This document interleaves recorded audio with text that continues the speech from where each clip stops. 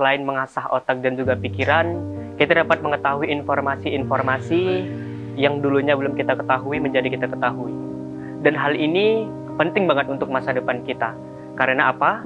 Karena semakin kita tahu, semakin kita banyak membaca, kita semakin menerima dan juga siap dengan tantangan-tantangan yang nantinya akan kita hadapi.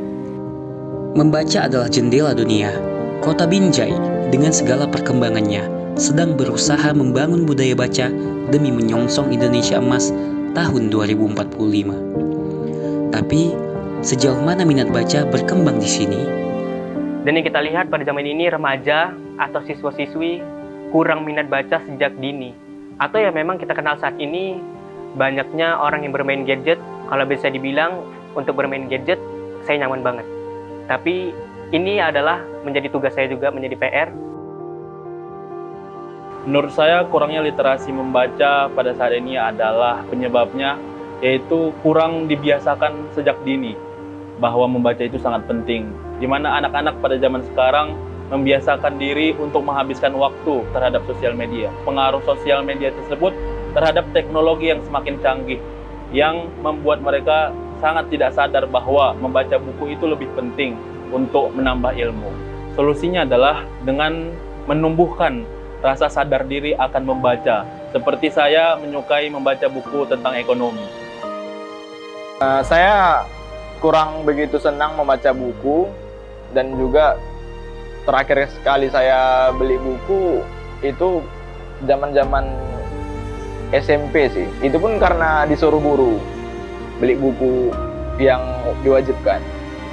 Dan sekarang saya baru merasakan akan pentingnya membaca buku, karena di semester saya yang semester akhir ini lagi penelitian, penyusunan skripsi. Di sini baru saya rasakan kesulitan akibat jarangnya membaca buku. Buku adalah gudang ilmu, membaca kuncinya. Membaca itu adalah satu keniscayaan, karena dalam Al-Quran ayat pertama diturunkan adalah Iqra. Iqra itu artinya baca, bacalah baca.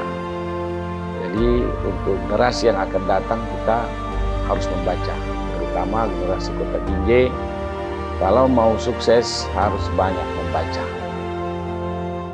Generasi Z yang cenderung rendah dalam membaca akan mengakibatkan kurangnya memahami informasi dengan baik, dan juga susah atau sulit berpikir secara kritis dan logis, dan susah juga untuk menyelesaikan suatu masalah. Jika ingin meningkatkan budaya baca, karena sumber baca adalah berada pada buku-buku yang tentunya tersedia di perpustakaan. Namun perpustakaan harus merubah sistem, mungkin melalui perpustakaan digital, karena sekarang ini jika ingin mengembangkan perpustakaan itu tidak dituntut untuk datang ke kantornya, tapi dituntut untuk mempromosikan bahwasanya perpustakaan itu banyak buku-buku terbaru. Bagaimana mungkin melalui perlombaan-perlombaan sehingga orang memperhatikan dan mengetahui juga manfaat dari perpustakaan.